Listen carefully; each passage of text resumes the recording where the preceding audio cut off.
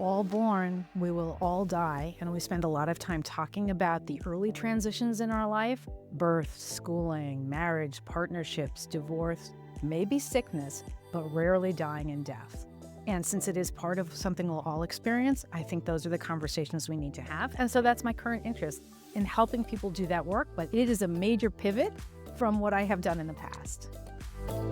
Hey, Scaling Therapy Practice listeners.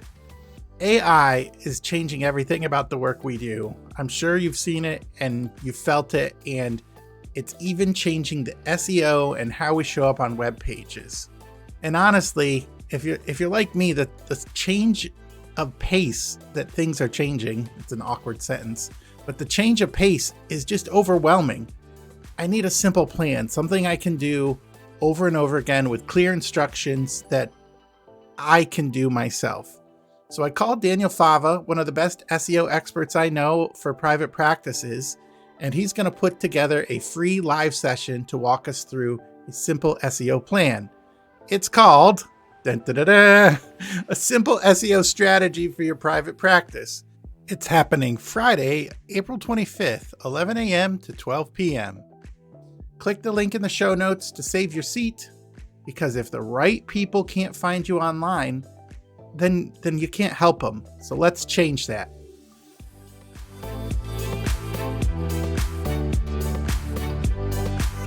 Sometimes life calls for a pivot.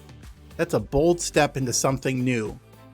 But as you're going to learn from today's guest, we never really start from zero. When you pivot, you bring forward your lessons, your life lessons, the skills you've learned, your relationships, and the heart that shaped you. I'm going to introduce you today to Jill Greenbaum. She's a friend and a coach, consultant, and a lifelong educator who's making a powerful shift in her business. You're going to be surprised at what her current business is to what she's moving forward. But when you take a look at it, it's just another evolutionary step. It's another metamorphosis in her career as she's always growing and learning. After decades of helping others learn and grow, Jill's now transitioning into guiding the important end-of-life conversations that people need to have so they can live well and plan well for their end of life. So let's dive into her story and explore what it really means to pivot with a purpose. Hi, friend. Welcome to the Scaling Therapy Practice. I'm James Marland, your course creation coach. I'm here to help therapists who want to scale their reach with effective online courses. I'll share with you all the tools, tips, and technology I've learned along the way that will help you put your mission in motion. Hello, friend, and welcome back to the Scaling Therapy Practice. This is James Marland. This is the show where we help mission-driven leaders launch life-changing online courses.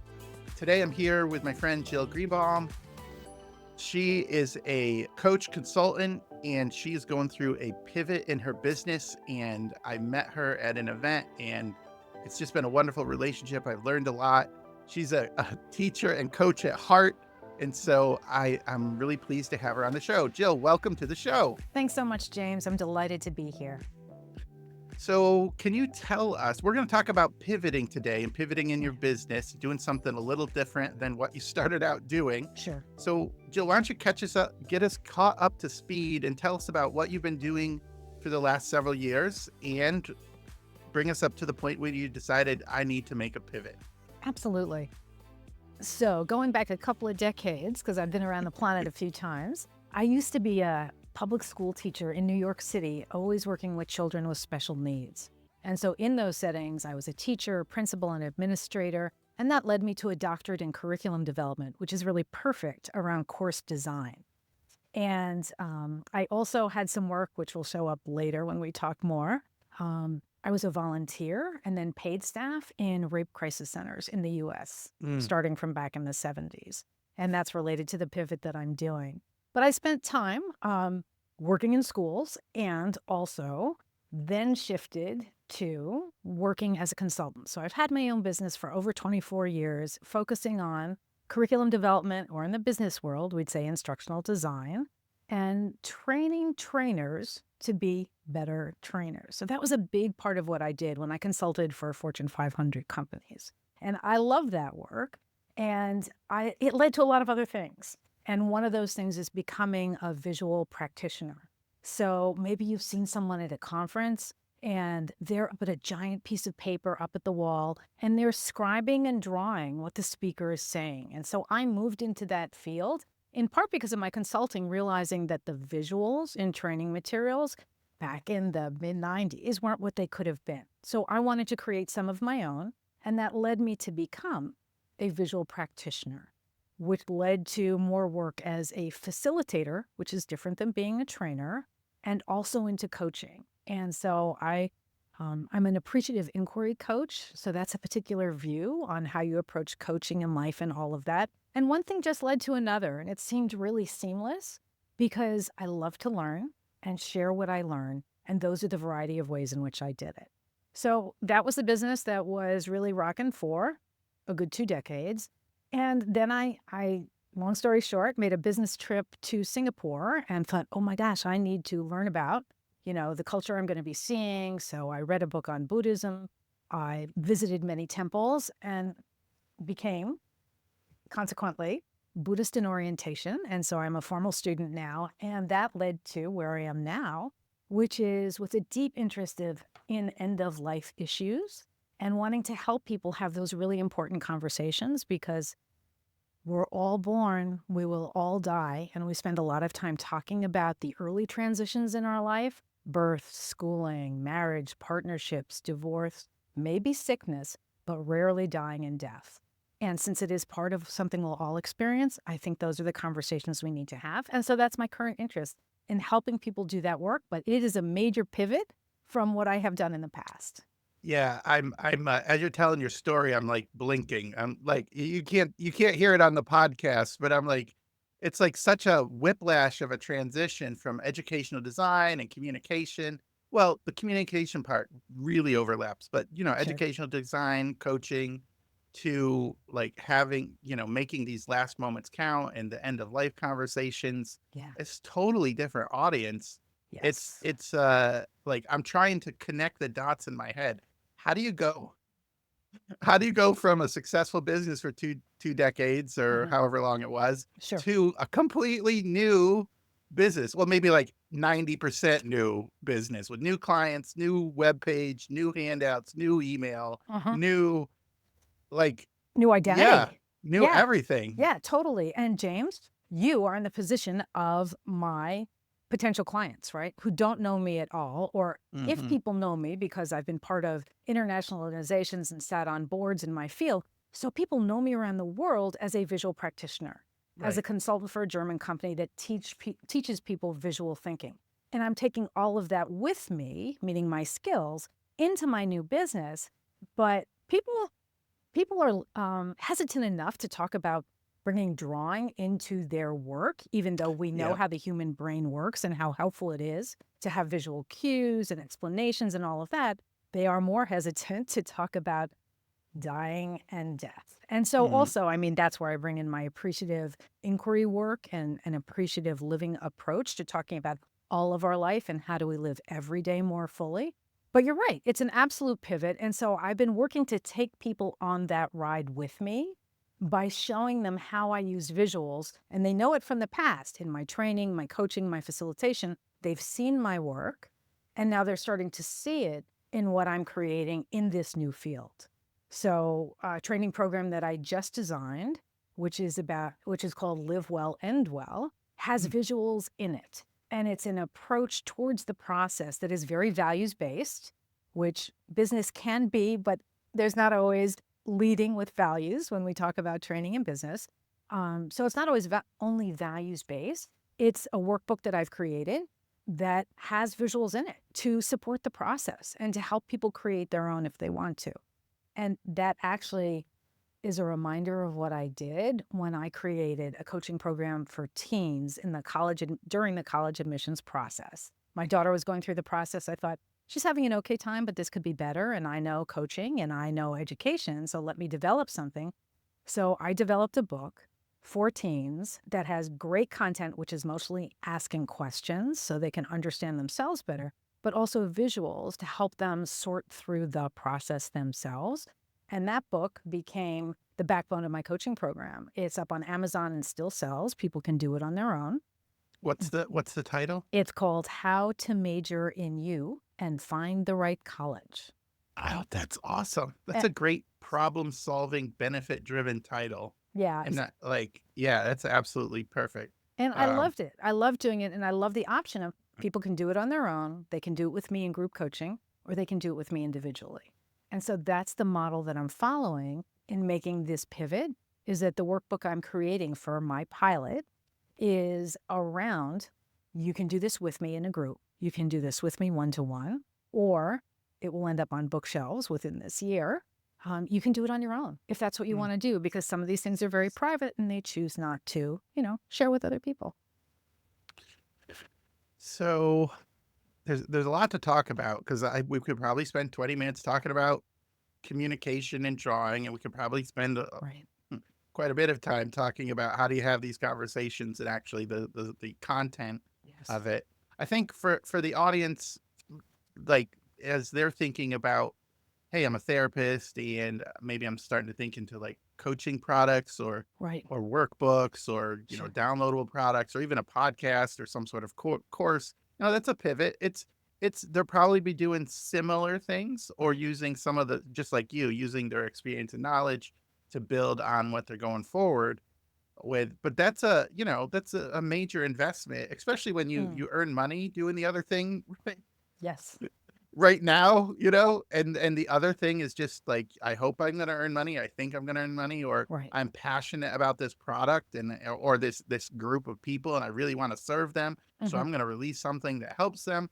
But there's I don't want to call it there's a lot of barriers, I guess, like a comfort zone, imposter syndrome, I don't know how to do these things, fear, did you experience that? And how did you, what did you do when you were thinking about, man, I think I really need to make a change or add something? What was that like for you? So I have to say, I move kind of intuitively, or not kind of, I move very intuitively through my career, from choosing a college to education to moving into training, instructional design, and all of that. So it's more of a sort of a blink situation, like Malcolm Gladwell's book. Like, it's in there and I'm thinking about it a lot, not consciously. And all of a sudden I'm like, this is the thing. And everything is values driven, right? So I've always been in education, and this work into essentially end of life work for me is values driven and spiritual in nature. So that supports me because I think this is the right thing. But to your point, James, the reality is talking about dying and death is difficult in American culture. And that's a big statement, right? But I think most people would agree with that, most Americans. And so what I've done is looked at my passion for it and how do I meet people where they're at and not where I'm coming from, right? Which is very important, right? Because I spend a lot of time thinking about it and all of that. So where are they and what can they hear and how can I approach them? And that's also the hallmark of a good instructional designer, right? Who is your audience? Where are they coming from? What do they need? How will they get there? And so that's a piece of it. I've also had to think more broadly beyond dying and death to bringing in my appreciative living work, which I've done for a long time, but sort of put aside because this feels more urgent to me. But I brought it back in because it's another way to bring people in, because appreciative living is a whole way of viewing the world. And I'm also starting to work in the areas of grief and loss, because every one of us have experienced grief and loss. And that's something that people can relate to. And I think it becomes a doorway into having these conversations of working with yourself around what you've experienced and imagining the future and taking care of yourself and your family so that they will experience what they need to after your passing, meaning grief and loss, but not all the fraught nerves around did we make the correct decision? Do we have all the paperwork? How long is this going to take? I can help people get past that by planning ahead. So it sounds like it's a pivot, but you're taking a lot with you. Yes. Like you're just building. It's like a transformation or a just a metamorphosis, Yes. of all the stuff that has brought you to this point, and you're building on your skills, and you're probably doing it and because of who you are, Mhm. you're doing it different than other people would do it. Yeah, Like totally you're agree. bringing yourself, your authentic self, your heart, your mission, but also all your skills, learning, experience. You're bringing that all forward with you to build on this new product or pivot. Absolutely. And so a good example of that might be that I love using visuals. And during, as a chaplain in training, I worked in a local hospital during COVID. And I discovered there that a lot of people didn't know what a chaplain did. And quite frankly, I didn't either for the longest time, right? And so I would encounter questions like, what do we talk about? How do we do this? And so I took my skills as a visual practitioner and I made a zine. I don't know if you're a zine fan, Hmm. but that's that cute little booklet that you make yourself. And I created a zine that says, how can a chaplain help you? And it's now up on a site used around the world called the Chaplaincy Innovation Lab as a free download. So hospitals, places that use chaplains, people that have an interest in it can discover how a chaplain can be helpful.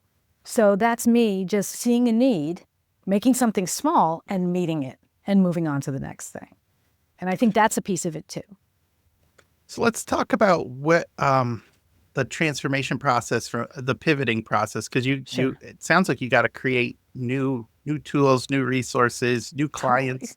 Can you just talk about that a little bit? Where do you even start? Like, how do you even get your first person to sign, to look at your stuff and sign Right. up for your course or your pilot course?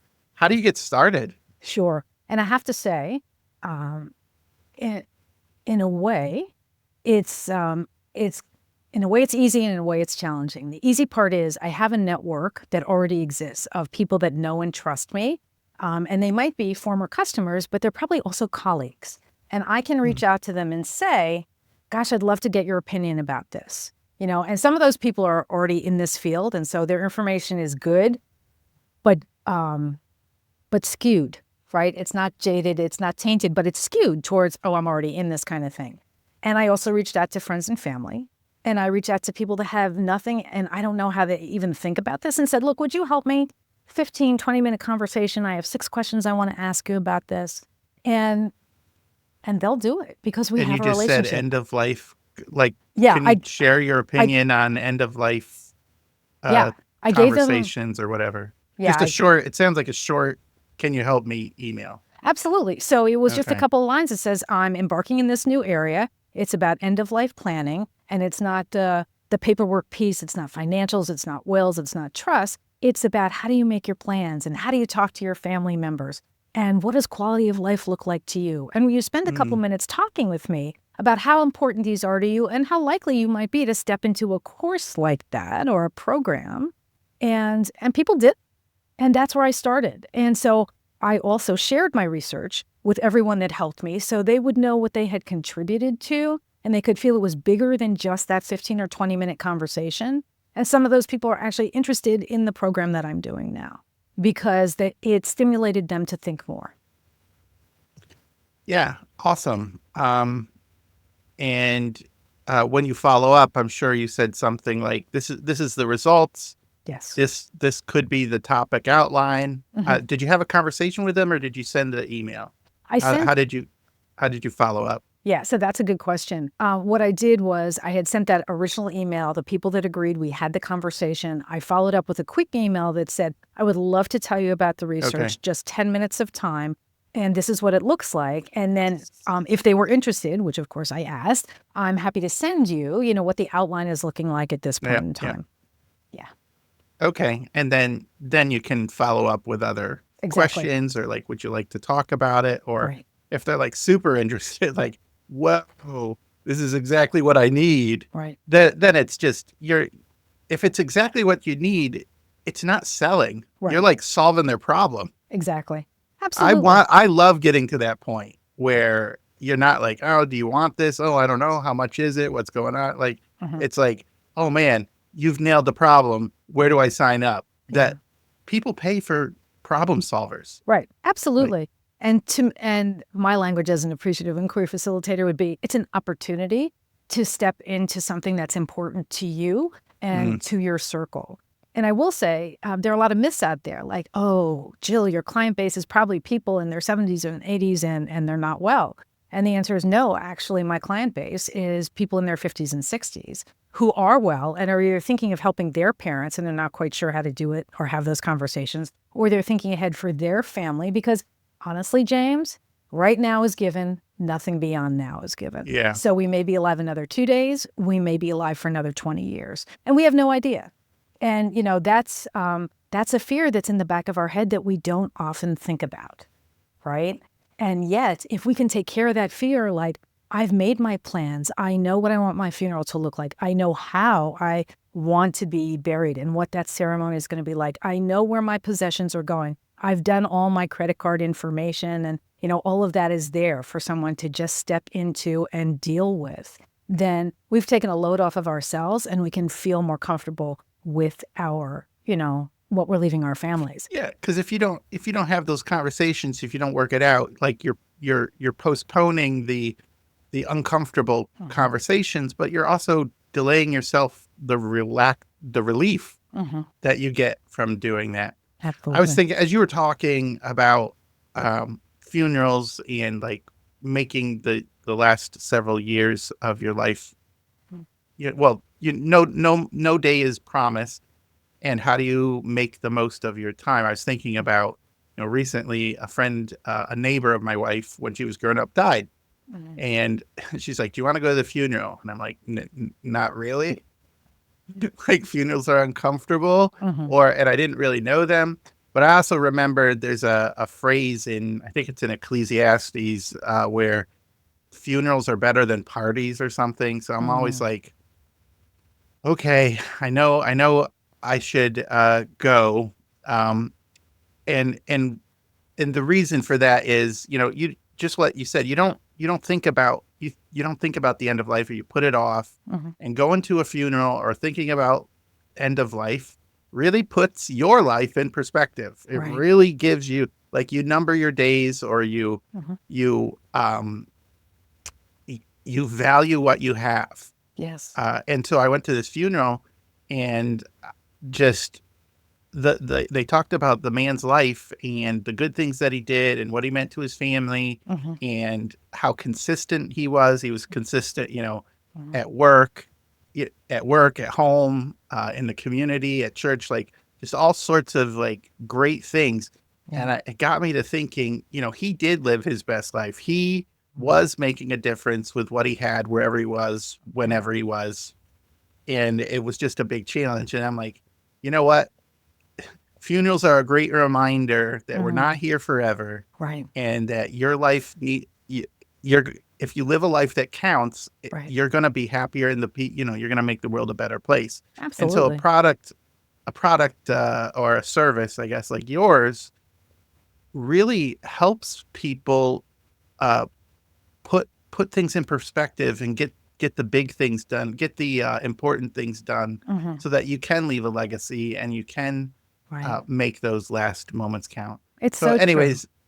Yeah. I just wanted to share, as you were talking, I was thinking about, you know, some experiences I had with the funeral. And I think, James, if I can piggyback on what you're saying, sure. What's so important about this is, what experiences have we had in the past that lead us to think one way or another about funerals? And what do we actually know about the present? Because I have to tell you, in my life experience, my mom, who died back in 2008, had a very traditional funeral. That is what she and my dad wanted. My dad died in 2015, and we hadn't talked about his choices.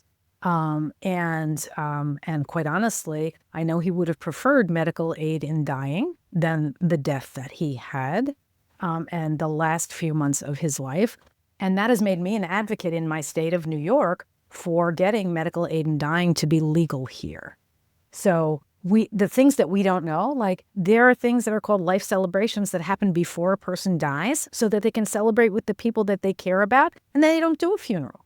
There are funerals that take place in bars. There are funerals that take place out in fields. I mean, the amount of things that we can do these days, depending on the state you're living in, but there are so many choices that people don't know about. that it can really be a joyous celebration, or it can be very solemn, or a memorial, or absolutely nothing. And if we don't know what our choices are, how do we make good decisions? Yeah. And I'm just thinking, I have 3 brothers and we're fairly close, but what if we weren't close and one of my parents dies? And I'm like, well, I think they would, like it at a church. And my brother's like, no, they want it at the baseball field or whatever, Right. And then we fight. And Then that we is fight not about it, and right. because we're in pain and we're grieving. Yes. And that's not uncommon. And that's what I saw in the hospital during COVID, is families that were loggerheads. Well, she told me this. No, she told me this, and this was Oh more no. recent, and we don't want that for our families, right? We can help move that forward with good decisions. Great. So yeah, the part of being the host is like, I have a difficult time because you have such a wealth of information and there's like lots of great topics to talk about. Mm, I think this might be a good time to talk about, where can people find you, sure. and what services do you provide, and what's your future, like, you're still in the middle of your pivot. So what's your Right. future goals? So let's start first with, where can people find you and what do you offer? Absolutely. So where people can find me is my website, which is my name. So www.jillgreenbaum.com. And to your point, there's a lot of information there because I am mid-pivot and do not have that completely new website. So there's information there about my instructional design work and the Fortune 500 companies I've worked with. There's information there about my visual thinking or visualization teaching and my consulting with a German company, Bicablo. And then there are a number of pages about my end-of-life work and the work that I do. Plus, at this point, my newest course that I was talking with you about is a hidden page because I'm giving that out to people I know or on social media, so other people aren't going to see that yet until the website is redone. So it's juggling a lot of different things to think about, how do I stay where I am to continue to make the money that I have been making so that I can do the work that I want to do in the future and close that down by the end of the year, and Okay. so shift into that new piece.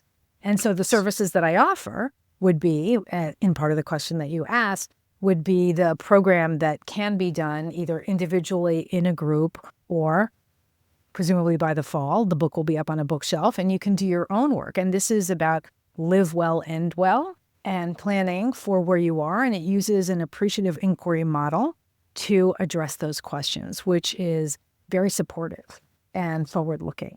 And so, of course, there's also coaching that I do around these kinds of things if you just also need a place to talk and to make your plans before you're ready to step into this.